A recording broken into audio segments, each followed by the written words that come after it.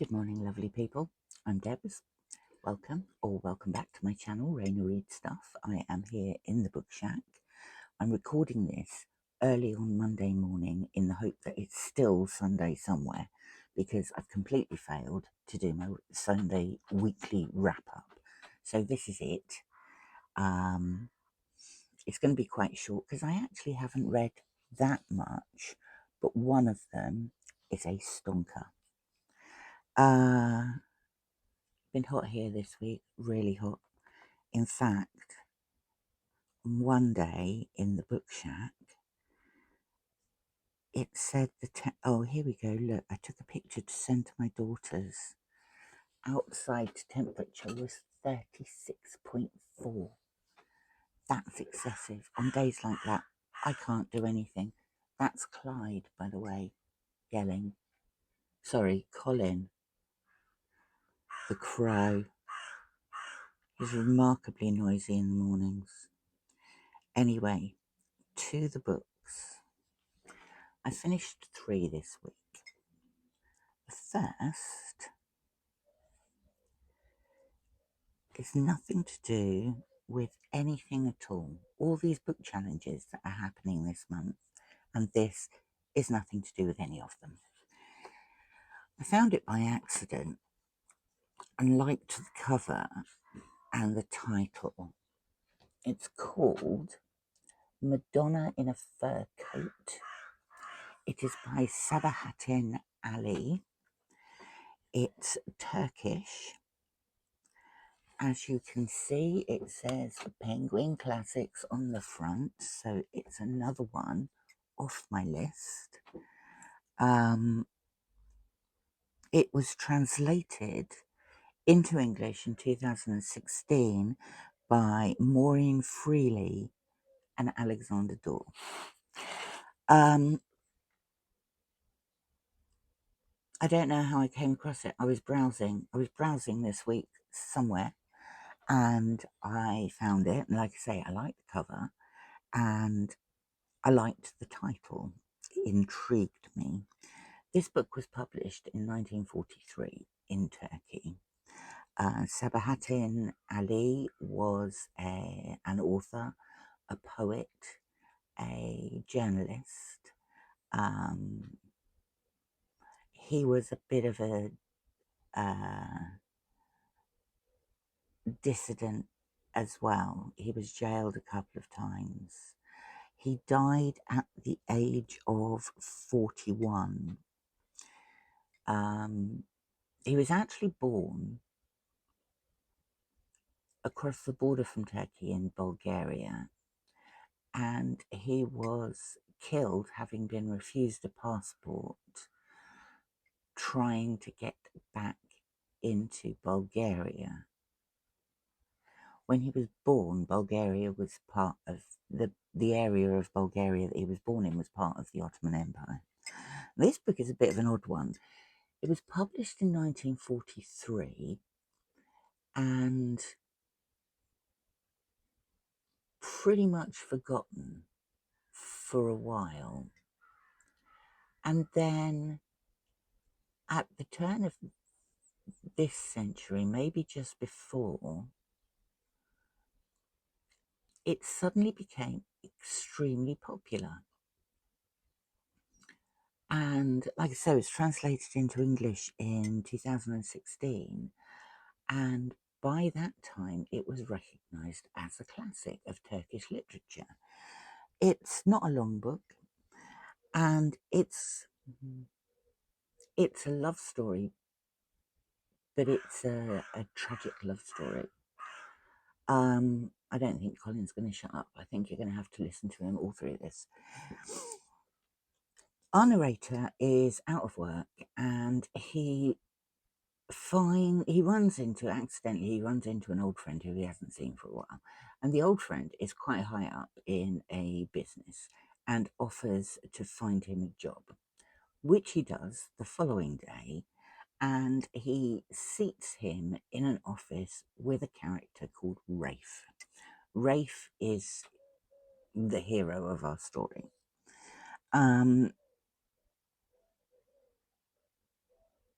he and Rafe, well, first of all, he thinks Rafe is just almost like a waste of a life. He's a strange little man who sits with his head down translating books from and letters and things from German to Turkish.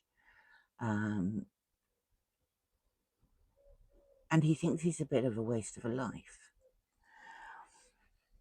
But when Rafe is off sick one day, the work of translating still needs to be done. So he's sent to his house to take him the work so he can translate the work while he's ill. And he begins to have not quite but almost a friendship with Rafe. He is introduced to his family. He discovers that Rafe is working his fingers to the bone to try and provide for a family that's just sort of sucking him dry, treats him like a servant. This goes on for a while. Rafe becomes seriously ill. That's Colin dancing on the roof.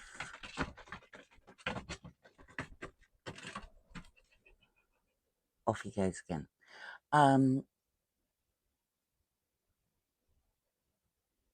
And at the height of his illness, he asks our narrator to bring a book for him from his desk in the office. It's hidden. He finds this book, he takes it to him, he says, read it and burn it. So he takes it away and he reads it, and there starts the beginning of the proper story. This is about Rafe in Berlin in his younger life in the 1920s, and this book is set in mid-1930s. He'd been sent there by his father to learn soap making.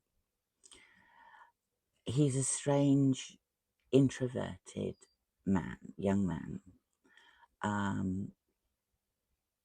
He wanders around Berlin looking at museums and galleries, and in one gallery he finds this painting that just sort of stops him, and he sits and looks at this self-portrait of a woman. It's been painted by a woman called Maria Puder, and every day he goes to the gallery and looks at this painting. One day the artist, who has noticed at this exhibition this strange man sitting looking at her painting all day, approaches him and starts asking him questions. He doesn't recognize her as the artist, and he stops going. And then he meets her by accident in the street, and they begin this intense but quite strange relationship. She says she doesn't want a lover, she wants a friend, she's lonely. He is also lonely and accepts her friendship on her terms. He promises never to ask her for anything.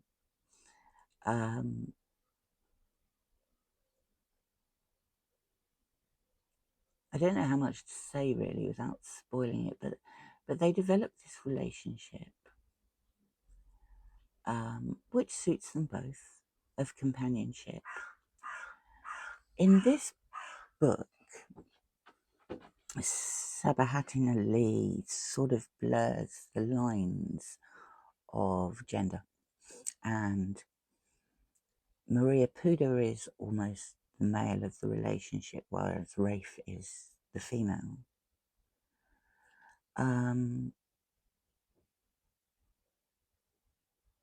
He has to go home because his father has died. He promises to write, he does write, but she stops replying to his letters, and he is devastated but thinks she's just moved on. He marries a woman he doesn't love, goes to work at this factory, but the notebook says what happens what happened to their relationship. I really enjoyed this book. I read it in one sitting. And also, like I say, it counts towards my 50, no, 60 before 60. I'm not going to be 50, I'm going to be 60. Right, less of that. Next up is, this one was for Private Eye, July. Another modern classic. Look at me checking them off the list. Dashiel Hammet's The Thin Man. This is a complicated plot. It features not a PI, but a former PI who spends at least half the book refusing to take on a case he's been offered.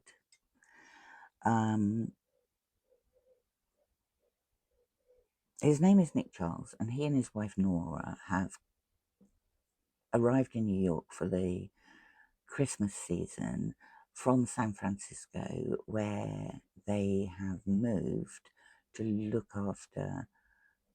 She's inherited her father's business. They look after the father's business. Nick was formerly a PI in New York. While he was a PI in New York, he undertook a case for a scientist called Charles Wynant.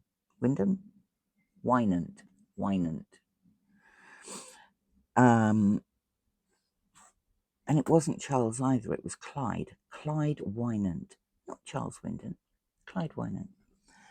At the beginning of this book, he runs into Clyde's daughter, who is now all grown up. She was a little 8-year-old, and she's now all grown up. And they chat,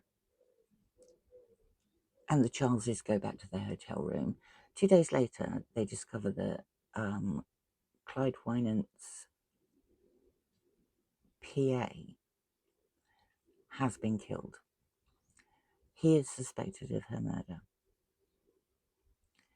He meets up with an old friend of his who is Clyde Wynant's attorney, and he's called Macaulay. Macaulay asks him to investigate the case. He says no.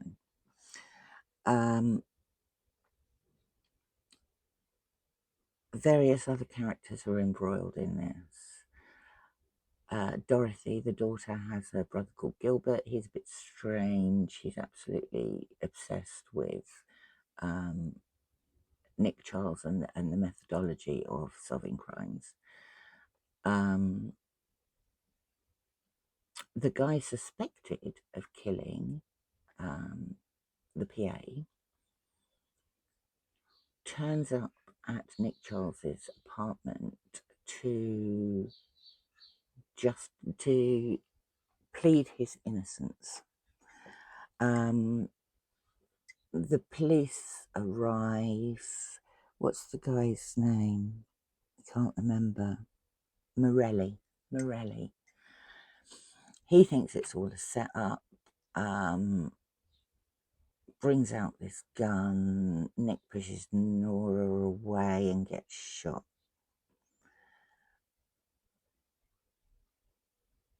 It all becomes quite complicated. There's a lot of background gangland stuff.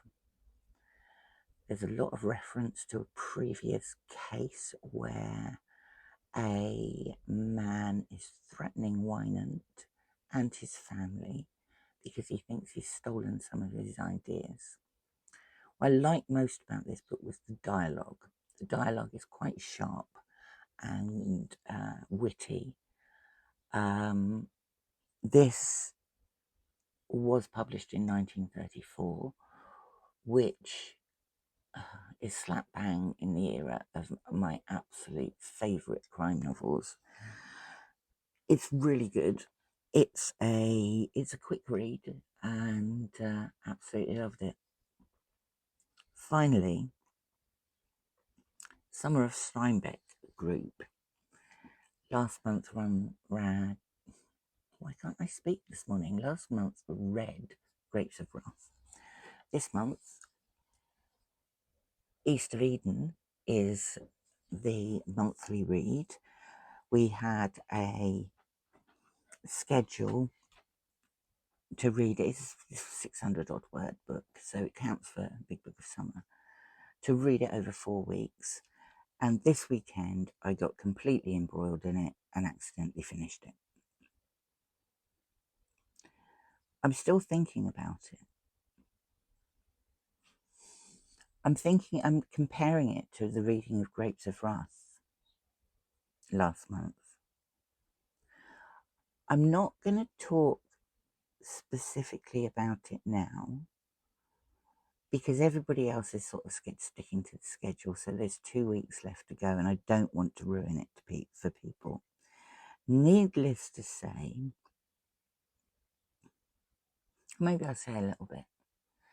So this plays a lot on the theme of Cain and Abel, and it deals with the Trask family and the Hamiltons, and it starts at the end of, it starts sort of 1880s, 1890s. It goes through to the First World War, nearing the end of the First World War. And it charts these families' lives, how they interact. It has a great cast of characters, and it plays on the theme of good and evil. I really enjoyed it. This is what Steinbeck called his magnum opus.